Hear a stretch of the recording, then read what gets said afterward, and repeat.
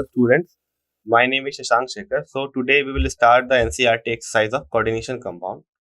Okay, so let us start with the first question. The first question says that you have to explain the bonding in coordination compound in terms of Warner's postulate. So what was Warner's postulate mainly about? So basically if you remember, then it was mainly about the coordination compound and it explains how does bonding occurs. And it was said that two types of valencies are there for a given metal ions, right? That was primary valency and secondary valency. Okay, so talking about primary valency, it was mainly, say you can say that it was mainly satisfied by the ions, whereas the secondary valency was satisfied by the coordinate bonds, right? Now let us see about it in more detail. So you can see here that a metal exhibits two types of valency, and primary valency is satisfied by negative ions. Why is it said that it is negative ions? Because metals are positively charged. You will never see Na negative or sodium negative, right? So to satisfy the valency, we have a primary valency. Sorry, to satisfy the charge, we have a primary valency, okay? And the ions are negatively charged. Sometimes it can be positively charged also. It will depend and totally depend upon secondary valency, that what type of ions are satisfying the secondary valency. Okay, so here it is written that secondary valencies are satisfied by both negative and neutral ions. Clear?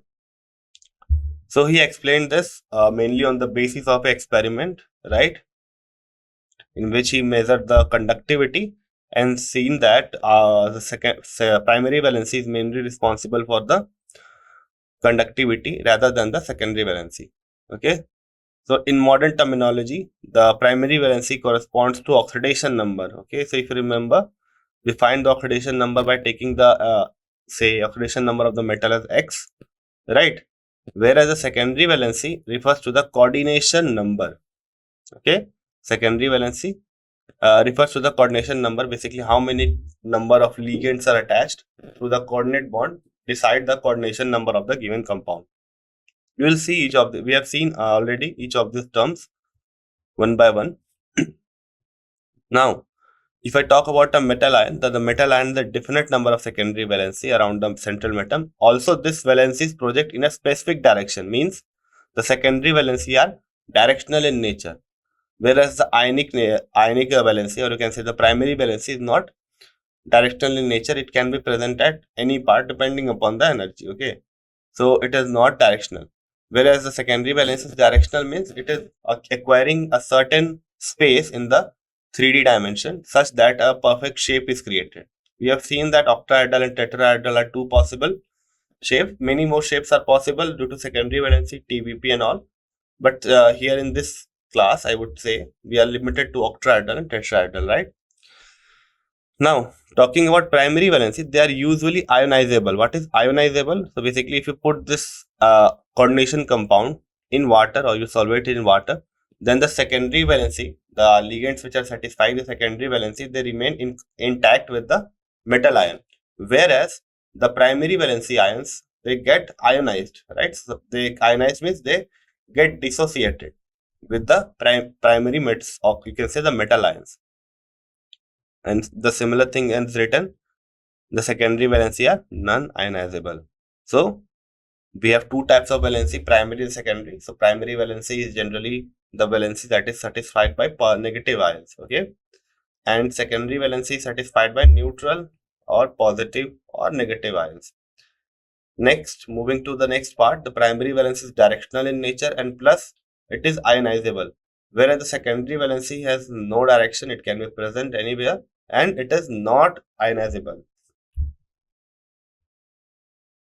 Second question.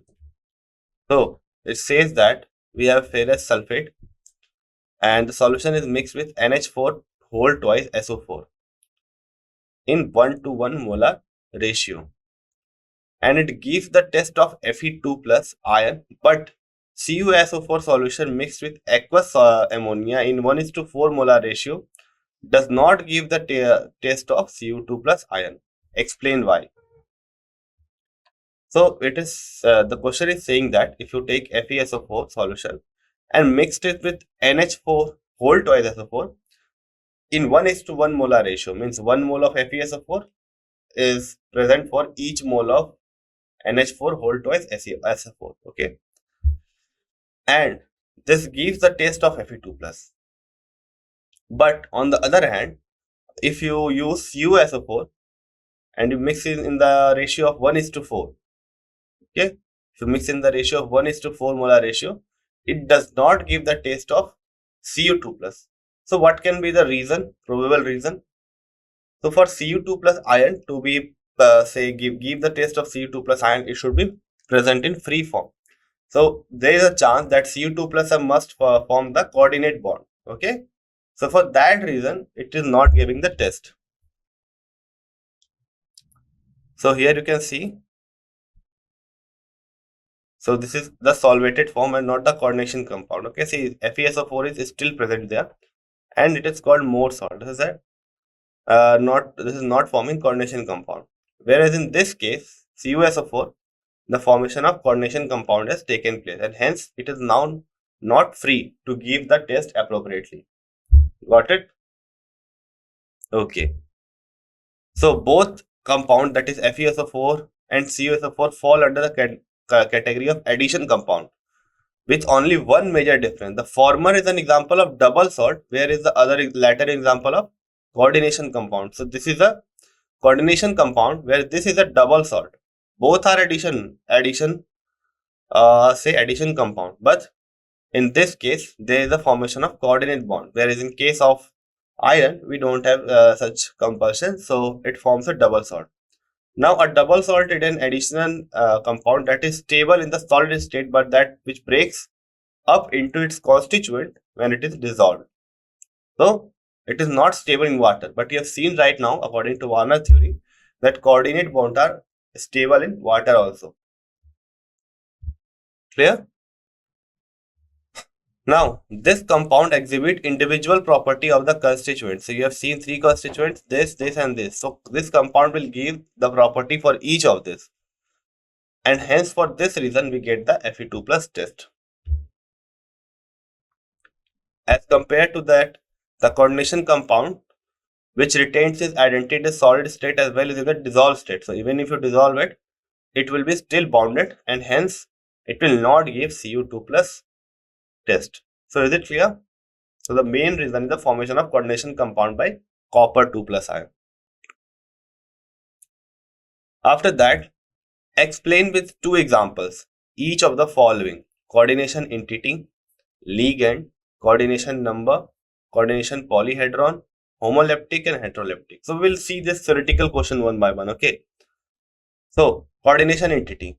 So what is coordination entity? It is an electrically charged radical or species which carrying a positive or negative charge. In a coordination entity, the central atom or ion is surrounded by a suitable number of neutral molecules or negative ions. So basically, if you see a coordination compound representation, so we have square brackets under this, we have some species. After that, outside this, we have some species, suppose X2Cl2, right? Now this is the secondary valency, and inside we have the primary valency satisfying ligand. Now this whole is called as the coordination entity. So same thing is written here. In a coordination entity, the central atom is surrounded by a suitable number of neutral molecules or a negative ions. So example is this. The examples are cationic complex. So we have NiNH3 whole 6 2 plus. Even though you don't write this, you can directly give the example and your answer will be okay with this. Clear?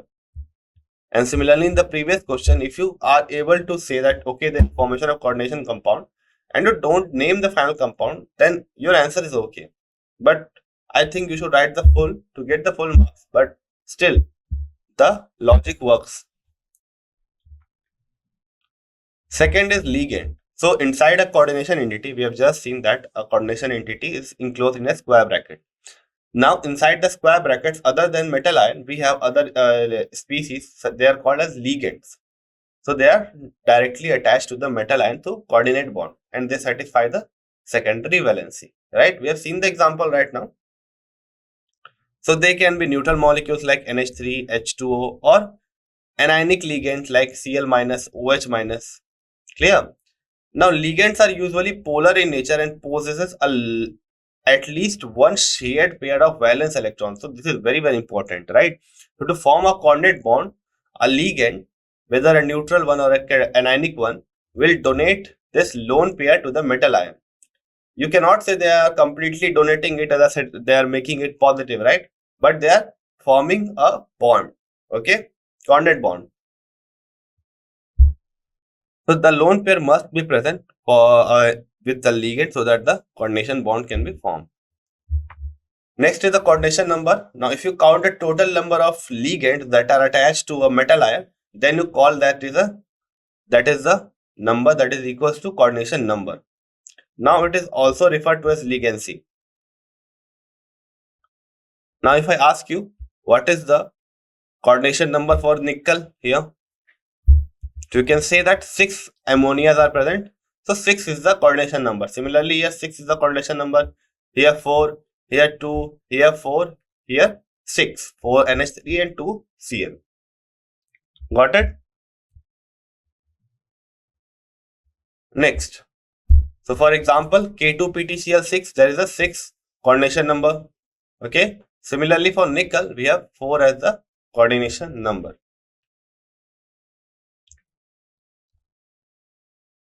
Then we have coordination polyhedron. So it is basically, so we have seen that just now we have seen that secondary valency is directional in nature, right?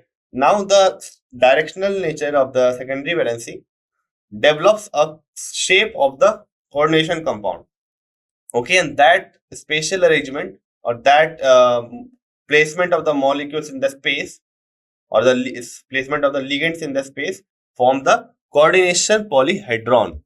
Got it? So we can say either that the ligands or the species that are directly connected to the metal ion that are present inside the square bracket, they create a shape because they are directional in nature, and that shape is called as coordination polyhedron. Okay. Now, if I talk about some examples that satisfy this saying that the shape is defined, okay, so we can have examples of this shape, right? Like square planar, okay, so there is a square planar complex, we have metal, 4 ligands that are coplanar with the metal ion and that are present at the diagonal of a square, and metal is present at the center, okay. Similarly, we can have this tetrahedral metal ion in the center, and this is a tetrahedral polyhedron, okay, tetrahedral polyhedron. Next is homoleptic and heteroleptic complex. So what are the homoleptic complex? So very simple definition is there for this term. So if the complex is having the same type of ligand for a given metal ion, then we call it as a homoleptic ligand. So we can have homoleptic complex. So we have the example that cobalt is only bonded to one type of ligand, that is NH3. 6 NH3 ligands are there. Similarly, if I talk about platinum here, PtCl42 minus, so platinum is also bonded to only chlorine. So the one condition compound in which the metal ion is only bonded to one type of, say, ligand, then it is called as homoleptic ligand. Next is heterolytic. Similarly, so if the ligands that are present in the complex are all not the same, so here you can see that CO is attached to 4 NH3 and 2 Cl. So two types of ligands are present. So it is a heteroleptic ligand. Similarly, here also cobalt has 5 NH3 and 1 Cl. Clear? So we can say again that if a metal ion is attached to more than one type of donor group, then they are termed as heterolytic complex. What is meant by unidentate, didentate, and ambidentate ligand? Give two examples for it. So unidentate ligand means there is only one type of ligand, that is one type of donor atom that is being present. Or you can say it can only donate through one donor site at a time, I would say. Correct? There is a possibility that a single ligand can donate through two donor sites, but not simultaneously. If it is bonded through, say, A, then the second, which is available, suppose it is C, then it will not bond with the C simultaneously. Clear? So if it can bond through A, it cannot bond through C. If it is bond through C, if it is A, then it is not bond through A. Okay. So we can say that it has only one donor site and it is unidentate. Clear? So what is unidentate? It is basically the number of donor sites that can be used to bound with the metal ion at one time. Clear? Now, unidentate, bidentate, tridentate, this term comes from the word denticity, means the number of ligands that can be attached. So, if you say simply move to the didentate, then it will be the number of, say, donor sites that can donate simultaneously to the metal ion to form the coordination bond. So, here is an example of it, NH3. Okay, NH3. So, here it will be two dots, not a tilde. Okay, so this lone pair that is present on nitrogen is the only available site for the ammonia to form bond. Hence, it is a unidentate. Similarly for Cl. Okay. But if I talk about didentate, then they are the one which can donate through two donor sites. So here is an example, ethylene diamine, which is also termed as En. Okay. So the abbreviated form of ethylene diamine is En. And you can see here, then ethane and diamine, 2-amine. So it can donate through this nitrogen also and this nitrogen also. So this is an example of didentate ligand. Clear? We can have one more example, oxalato ion. So oxalato ion, see here, if you just draw properly the structure of this oxalato ion, this will look like this. Okay, it will look like this. Now it can donate through this oxygen atom also and this oxygen atom also. So it is didentate. Next is ambidentate. Okay, so I have just told you right now that there are examples which can donate through two sites but not simultaneously. So those type of ligands are called as ambidentate ligand, which can donate through two sites and not simultaneously. So we have the example of thiocyanate and thiocyanate. Okay, nitro and N-nitro. Clear? N-nitro and O-nitro. So in case it is donating through N, then it is called as N-nitro. Here it is N-nitro. And if it is donating through O, then it is O-nitro. Clear?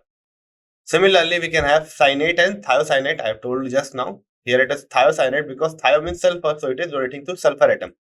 If I am telling cyanate, then in that case it donates through nitrogen atom. Clear? So it is written here very clearly that the donor atom is nitrogen.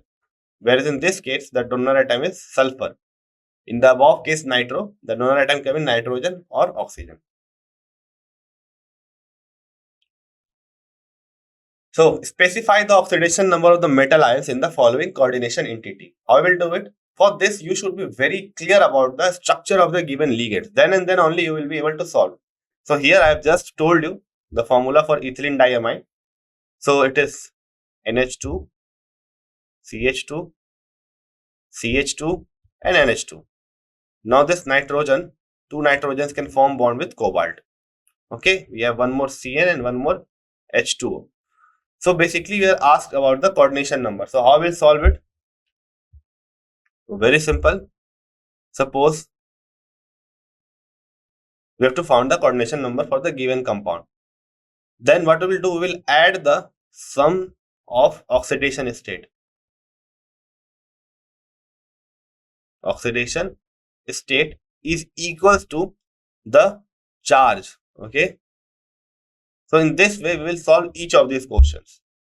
So if we talk about cobalt H2O so first we have to find for CO. Okay, so we know the formula that the summation of all the coordination, all the oxidation state. For cobalt, I am supposing it as X, right? So for the one which you are unknown about, which are not getting the clue, just keep it as X.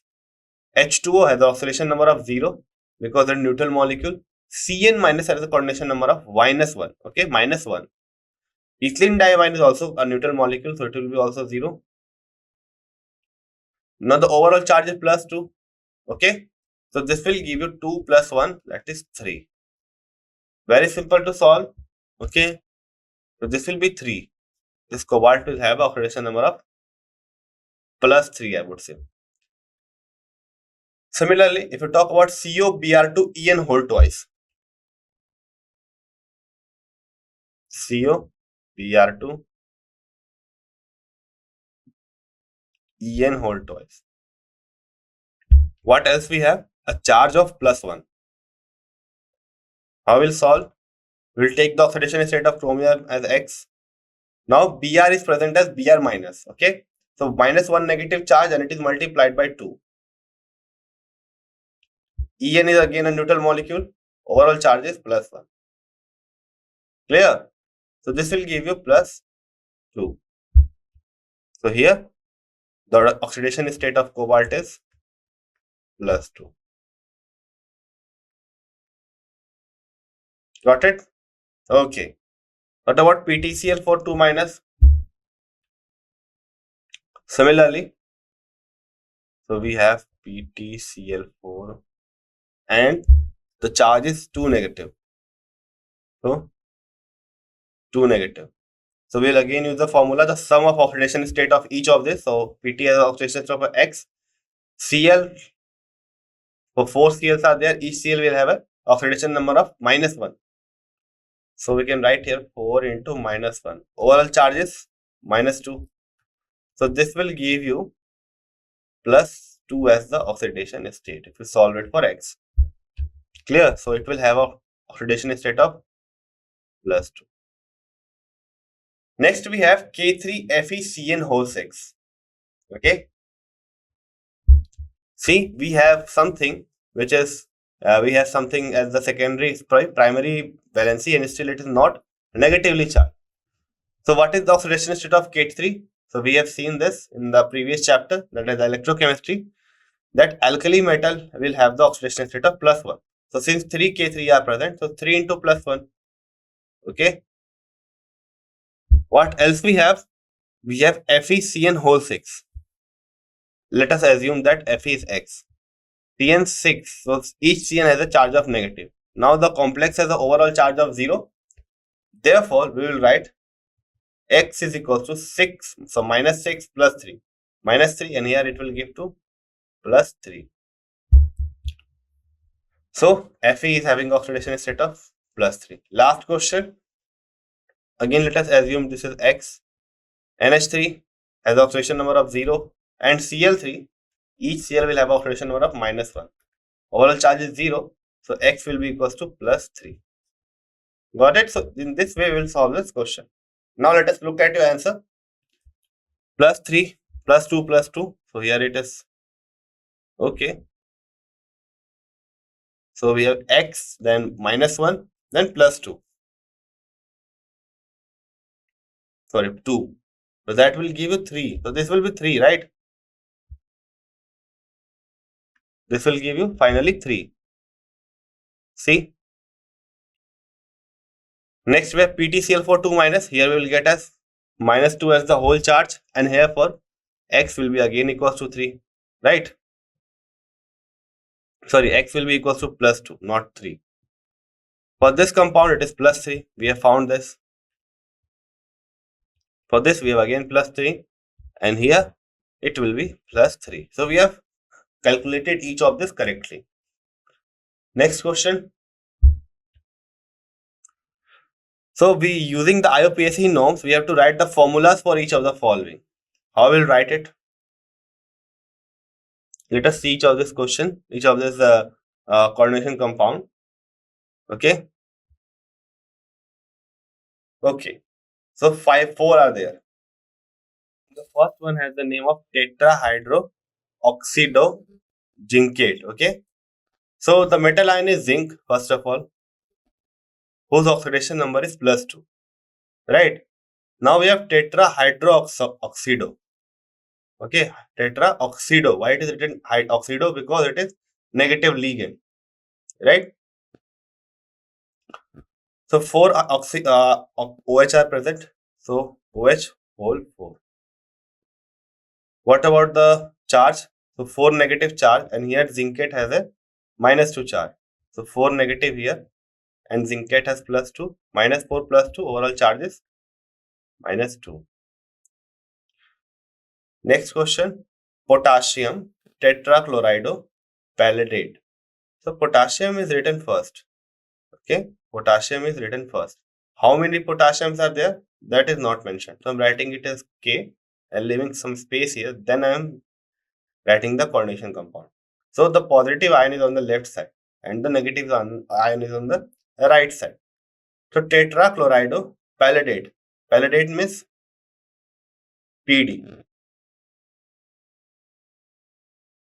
2 PD plus 2 oxidation state of PD is there, and tetrachlorido, so PdCl4. Now, if you see the oxidation state, it is 2. Okay, plus 2. Cl4 is minus 4. So the complex has a charge of minus 2. So to satisfy this or to make it neutral, there must be 2 Ks present. So in this way, you will decide the number of K2. Okay, clear? Got it? This is the trickiest part. Okay. Next is diamine dichlorido platinum. So whenever you are having a negative ligand, as I have told you while teaching you the IUPAC nomenclature, that the negative anions or the negative ligands have a O at the last. So we have diamine dichloride and platinum. Platinum is PT, then diamine. So NH3 whole twice and dichloride, Cl2. What will the charge on it? PT has a charge of plus 2 given. Each cell a charge of minus 1, minus 1, minus 1, minus 2. Overall charge is 0. Next we have potassium tetracyanide. Okay, nickelate. So potassium is there. Again some space. Tetracyanide, nickelate, Ni. Cyanide. Cyanide gives cyanide. So Cn tetracyanide 4. Each chain is a charge of minus 4 and this is a charge of plus 2. So minus 2 is the overall charge on this coordination entity. So it should be also 2. So this is the compound molecular formula for each of the given name. Next we have pentaamine nitro-O-cobalt. So pentaamine nitro-O-cobalt, the cobalt has also its oxidation state of plus 3. Okay. Next we have pentaamine. So 5NH3. Okay. 5NH3 and nitro-O-cobalt. So O is attached, not the N. Now if O is attached in this way, means it is forming this compound. Okay. Then only O can attach. So it has a charge of negative. Okay. So if NO2 attached to O, then NO2 will have a charge of negative. So minus 1 and it is plus 3. Plus 3 minus 1 is minus 2. After that, we have hexaamine cobalt 3 sulfate. So cobalt 3 is present. 3 oxidation is, remember. Hexaamine 6 amines and sulfate is SO4 2 minus. Okay. So what is the overall charge on the coordination compound? Okay, so let me write it here properly. Cobalt, hexaamine, then we have sulfate. Okay, so minus 2 plus 1, minus 2 plus 3 will give you plus 1.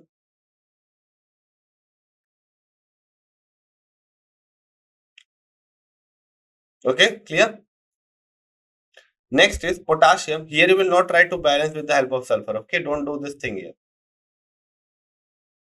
Next we have potassium trioxalato. Okay, potassium trioxalato chromate. So we have chromium as the same metal. Trioxalato means C2O4 is the oxalato. Tri means 3. And we have potassium outside.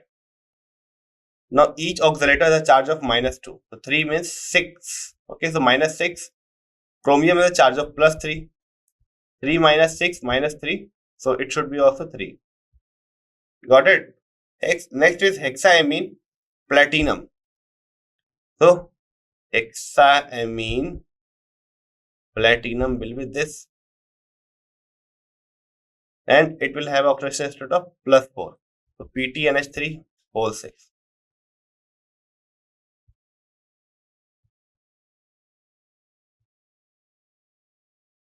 And what about the overall charge? So we have a +5 overall charge, +4 overall charge for platinum. Okay, and hexaamine is present, so none of this will be neutralized. So overall charge will be 4+.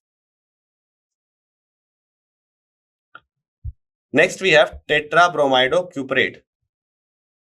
So Cu tetrabromido, Br3.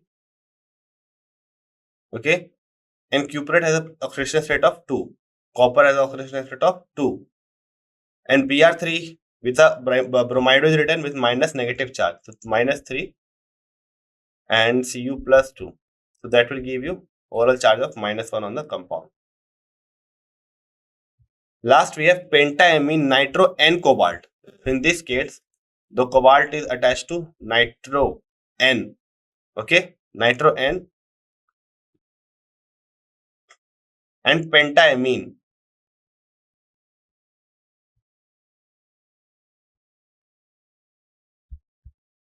So this is our complex. Now you can match it, each of this. Okay, each of this.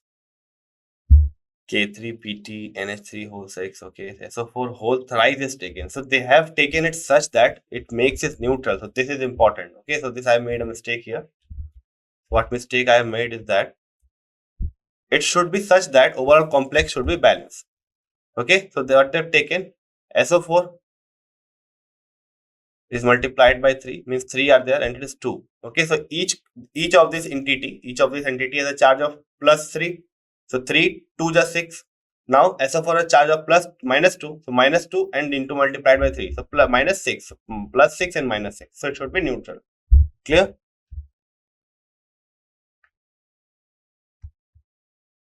Got it? So this is our final answer. Next we have, so we have to, using IUPAC norms, write the systematic names of the following. How will write it? Say, so we have cobalt, NH3 whole 6 and Cl3. So first of all, we will give the name to this amine.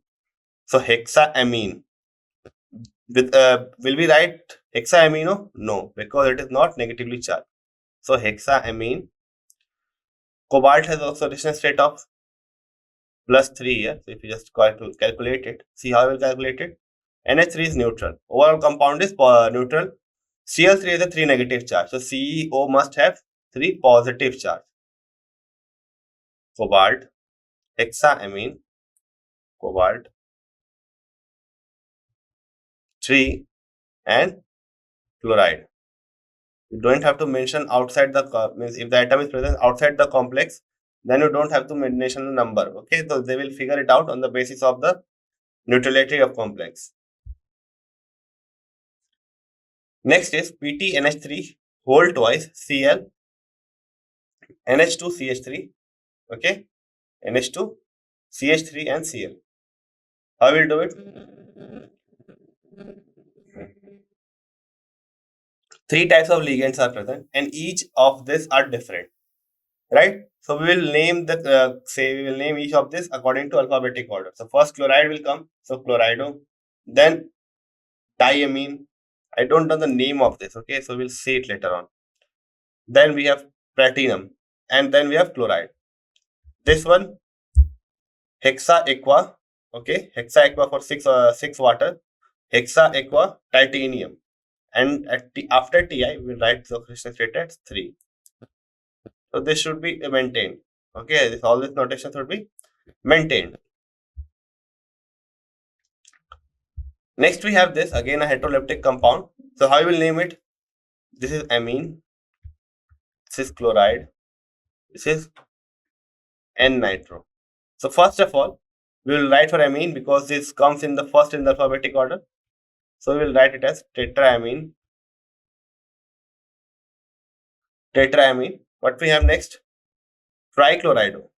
Sorry, only chlorido. After that we have NO2. Okay, nitro. and nitro. At last, we have cobalt. Cobalt has the oxidation state of how much? So -1 from Cl. Okay, -1 from this Cl, -1 from this Cl, X from CO. This will give 0 and this will give 0. Is equals to 0. X is equals to +2. Got it? So this is the overall funda to solve this.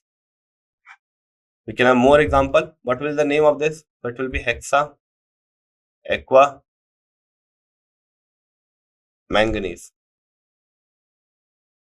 Do not forget, okay, do not forget to write the oxidation state. NiCl4 hold has a charge of 2 negative. So tetrachlorido nickel 2 negative. Got it? Next we have hexaamine. 6 amines are there. Hexaamine, nickel. So nickel has a charge of how much? We don't know. X, NH3 is 0, Cl2 has -1. So 2 negative. X minus 2 overall compound is 0. So X is equals to 2. So hexaamine, nickel 2 and chloride.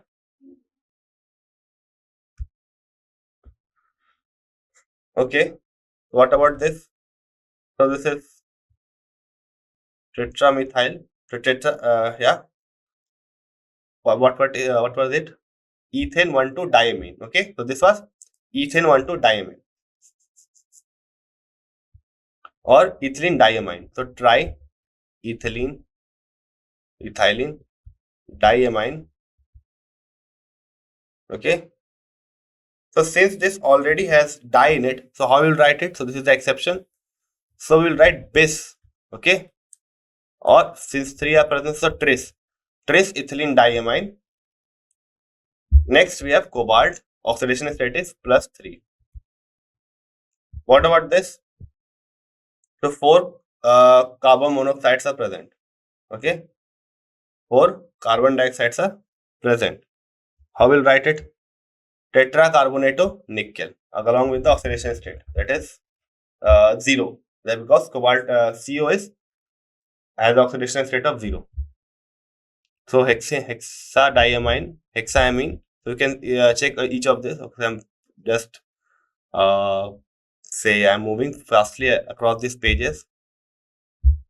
Tetracarbonyl and not carbonato. Okay, tetracarbonyl. Here see we have taken tris and not tri. So this should be remembered. So tri ethane 1,2-diamine, cobalt 3 ion. So this is a good exercise to get the name more clearly. Next we have list various type of isomerism possible for coordination compound. Give an example of each. So we can have this graph, okay, or we can have this flow chart. So stereoisomers are present and structure isomers are present. Stereo means spatial arrangement is different. Structural means connectivity is different. In this we have geometrical isomerism and optical isomerism. Okay. Similarly, in structural isomerism is solvate, linkage, coordination, and ionization. So we'll see each of this. Geometrical, this type of isomerism occurs in heteroleptic and it is due to different possible geometric arrangement like cis or trans. Okay, cis or trans. You see, we are the example of cis and trans. Then we have optical isomerism, which means the optical isomerism means that the compound has a mirror image of each other. Okay, and they are non-superimposable, means if you just try to keep each two of this on top of one another, then they will not completely cover it. Got it? Next we have linkage isomerism. So linkage isomerism is what? So we are now moved to structural isomerism. In this we have linkage isomerism. So in linkage isomerism, what is the difference? The difference is that the outside one, the primary valency satisfying one comes inside, right? They come inside so that it can be adjusted. So this one is yellow form and this one is red form. They are totally different.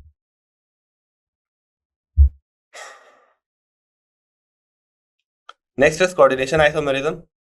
See, we have two types of entity, coordination entity, and they have just switched the metals. So this is coordination isomerism. Ionization isomerism. What is ionization isomerism? Say. So here should be a bar here. So what it has done? It has just replaced, the Br has just replaced one SO4. Okay. So this is the example of ionization isomerism. So these complexes of the same composition but furnish different ion when dissolved in water. Okay, clear? Next is solvent isomerism, in which a water of crystal is present outside. See, all have a different name, different color, violet, blue, green, dark green. Question number 9. How many geometrical isomerism are possible for following compounds? Say, what about this? So it can neither show coordination isomerism, it can neither show optical isomerism, nor it can show structural isomerism, because no secondary valency in solvent or water are present, and since all the ligands are same, so it cannot show optical isomerism. What about this? So this can show geometrical isomerism, right? This can show geometrical isomerism, okay? And the trans one of the this compound will show the optical isomerism also. Clear?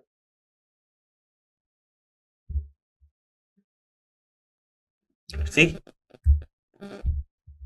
no geometrical isomerism present. Two geometrical isomers are present, facial and meridional. We can also say this. Got it? Next is draw the structure of optical isomers of this. Okay, so we have to draw the structure of optical isomers of this. So CrC2O4 whole 3, we have seen that just now.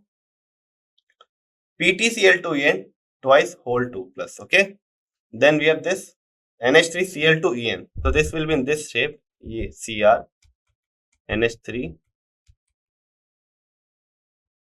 2 Cls, and we can write in this fashion. Ethylene diamine. Got it? See? Okay, clear?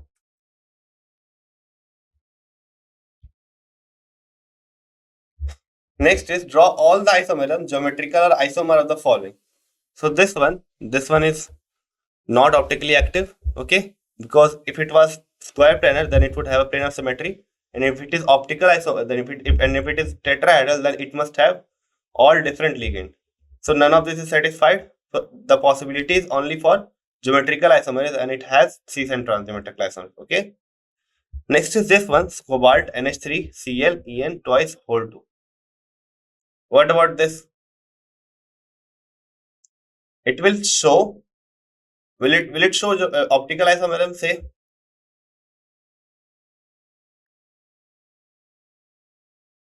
Will it show optical isomerism? So for that, we will draw the structure. Of course, it will not show because it is a planar complex. And if it was a, say, tetrahedral, then each ligand should be different. Here, ethylene diamine is 2 present. Okay. Next is this. Again, talking about this, it is optically active, right? This is optically active, and this is geometrically also active.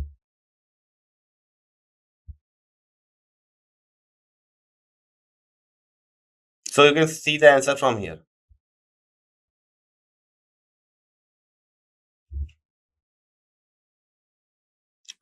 Next question we have, write all the geometrical isomers of the of this PtNH3Br Py. So we'll see this. Okay, we will see this. See, these are the possible isomers. So there are 3 total that is present. After that, we have aqueous copper sulfate solution gives a green precipitate with aqueous potassium chloride and a bright green solution with aqueous potassium chloride. Explain this.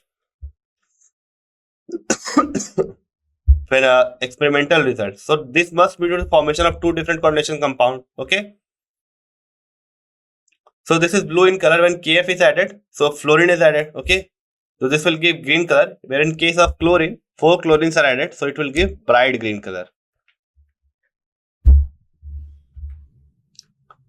Next we have, what is the coordination entity formed by an axis of KCl is added to aqueous solution of copper sulfate? Why is it that no precipitate of copper sulfide is obtained when H2S is passed through this solution? What is the reason behind it?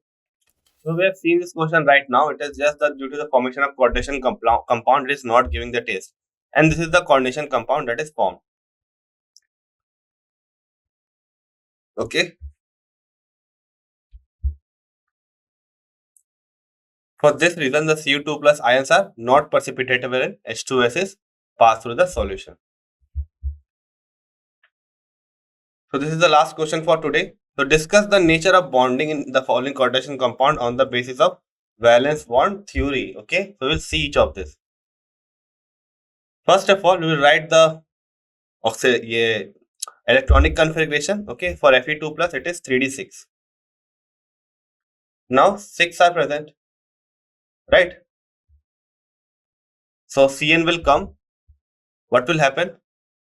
There will be pairing of each of this. Okay. Each one will be paired. Now 6 Cn are present, so they will come here.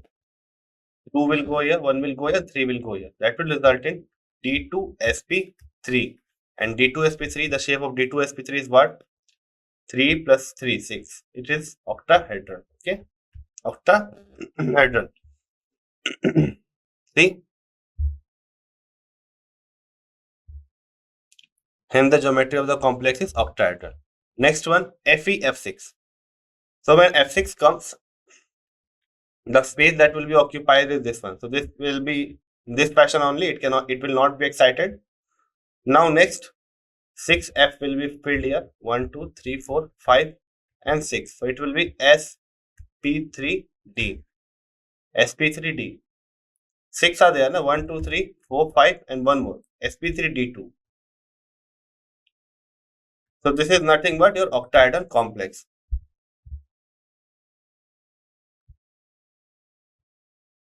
So you can see very clearly that this is filling in this way, resulting in the octahedral complex.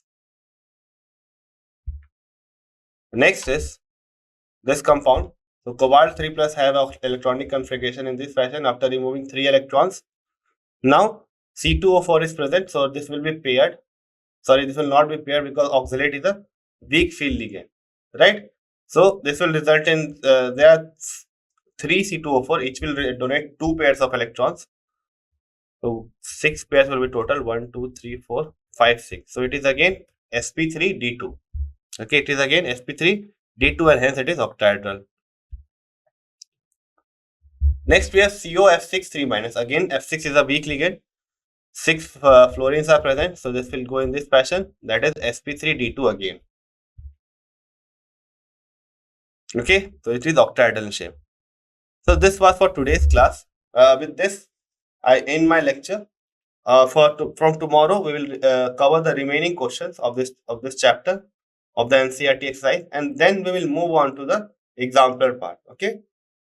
So if you have any questions, you can just ask on the SATHEE website. Okay, clear?